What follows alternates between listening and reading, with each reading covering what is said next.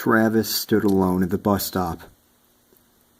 He thought to himself, I sure hope this will be an unremarkable day. Because the last time that he had a remarkable day, it was remarkable because he had been yelled at by that conspiracy theorist who tried to convince him that George W. Bush was assassinated by the Republican Party in December of 2000, and his 2 terms were fulfilled by a drone robot who would fulfill the party's bidding. Just then, a man walked up. He looked like a real asshole.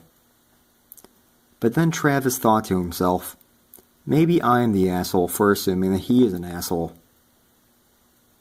Just then, the man spoke and said, "Sup, bro?" Travis did not like this, and he was immediately uncomfortable. Even if this man was not being sarcastic in calling him his bro, Travis did not like the phrase bro because it reminded him of his own brother, Trevor, who was in prison for beating up a nun.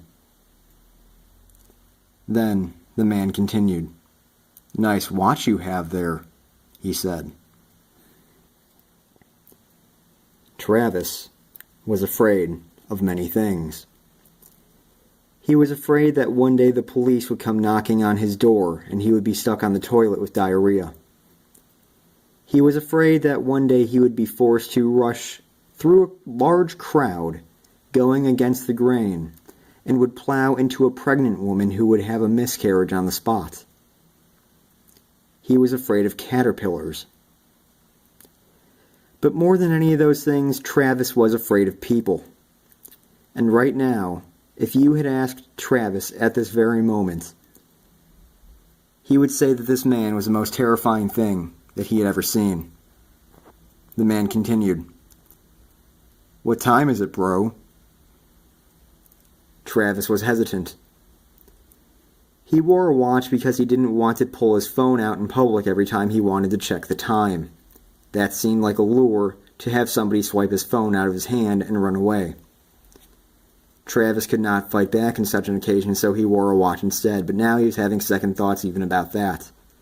Perhaps this asshole-looking man wanted to steal his watch, even though he had bought it because it was the cheapest one that Target had. Hesitantly, he extended his arm and said, It's almost 1:45. The man just smiled. "Thanks," he said, but then continued, "Hey, bro, why do you wear a watch?" Travis had no idea what to say. He knew exactly why he wore a watch, but he didn't want to say so.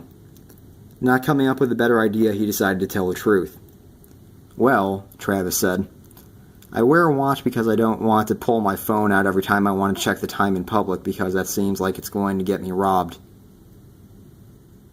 The man laughed to himself hearing this, but tried, at first, to conceal it. But then, as he kept thinking of the implications of this, the laughter just got louder and louder, and he made no attempt to hide it anymore. "All right. Later, faggot," he said. Travis was confused. He was not confused as to what he had just heard. He heard very distinctly, "later, faggot." But he wondered, and he wondered this out loud, wait, why am I a faggot? The man just jeered at him. "Bro, if you don't realize how much of a faggot you are, you're too far gone for me to talk to you." And then he walked away, questioning why he had ever been at the bus stop in the first place. Travis learned from this experience, it's completely justified to be afraid of everyone.